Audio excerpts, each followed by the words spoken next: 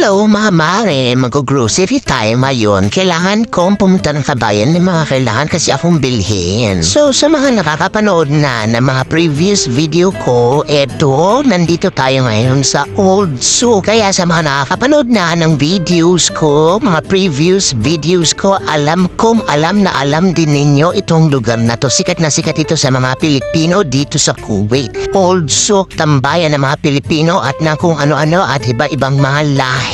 Nandito lahat. Anyways, eto nakarating na tayo ngayon dito sa Kabayan Hypermarket. Kabayan Hypermarket or Kabayan Supermarket, whatever. Nandito na, ayan, pababa na tayo. Dito namimili ang ating mga kapwa Pilipino. Baka naman tanongin niyo pa kung bakit. Di ba nga, Kabayan Hypermarket / Supermarket. So, syempre, marami mga Pilipino na Pilipino.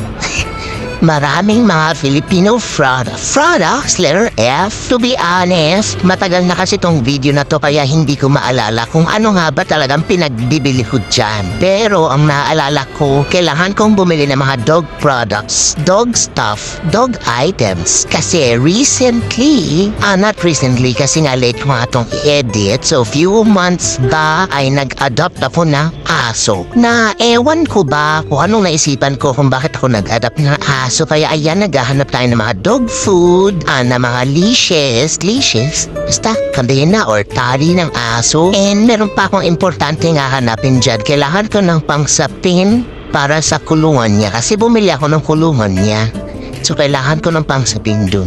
Pero for the meantime, ayan, tingin-tingin tayo ng mga dog leash at saka mga dog food. Pero wala yata sila magandang klaseng dog leash kaya hindi ako bumili. Ngayon, nandito na tayo sa section kung saan makakabili ako ng mga mat na pwede kong gamitin sa kulungan niya. Pero ayan, kaya po in-speed kasi ang tagal ko namili dyan dahil wala akong mapili na pasok or swak sa cage niya. Kaya in-speed ko na lang kesa maboard kayo, charot.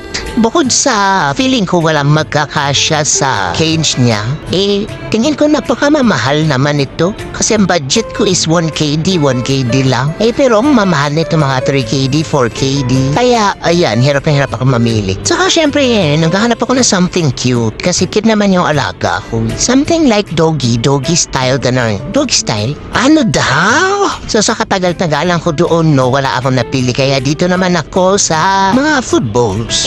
Wala rin akong makita food bowl na para talaga sa aso. Kaya siguro ganito na lang ang bibilin ko. Steel bowl. Pwede na siguro to for now. Hindi kasi pwede kay Lucky ang plastic dahil ninangatnap niya. Kaya kailangan ko ng steel. So ayan, nag-ikot-ikot muna ako. Naghahanap-hanap ako kung meron pa akong mabibili para sa aso ko. At syempre, para din naman sa needs ko, diba? Pagkain, chichirya, baka kailangan ko ng pang-ahit. Alam niyo na, charot. Kailangan ko rin yata ng pampers. Train. Joke lang.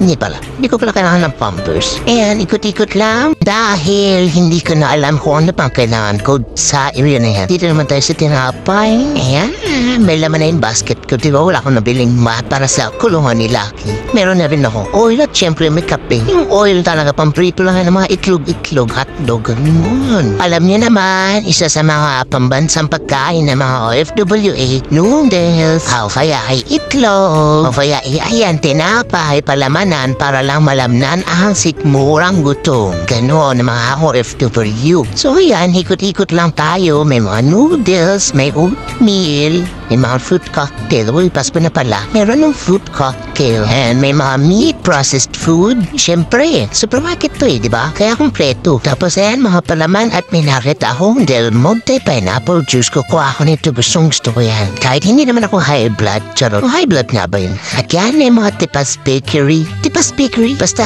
yan Tipas. Kopya pala, hindi Tipas Bakery. Paborito kaya ng bata ako. So ayan, naghahanap-hanap pa ako kung anong pwede kong mabili para kay Lucky. At syempre, ayan, nakakita tayo ng liver. Maganda daw yan sa aso, liver. Bibili ako nito. Pakukulaan lang daw yan, sabi ni Boss AJ. Kaya syempre hindi tayo sa mga naka-promotion para mas sulit at saka wise at practical. Nakakuha na rin ako dyan ng manok, syempre para pa rin kay Lucky. Ay, nako, sobrang laki talaga ni Lucky. Pupunta naman tayo sa mga vegetable. Ayan, meron akong carrot at meron ako ilang pirasong saging. Kung ayaw niya, sa akin na lang syempre. Pero kung gusto niya, mas maganda kasi maganda raw ang carrot para sa aso. At ayan, magliligpit ako, nakapagbayad na ako dyan. Pauwi na ako, ayusin ko lang kasi hindi sila marunong mag-bag dito sa mga supermarket ito. Pinag-salpak lamela sa plastic, kaya ayusin ko muna bago ko humayo pauwi. Yan lang for today's video. Walang kakwenta-kwenta, shinare ko lang ang a day with me or basta yun na yun. Kayo na lang mag-adjust, kayo na lang umintindi ko na ibig ko sabihin. A day with me in supermarket, parang ganun ang drama ng pig.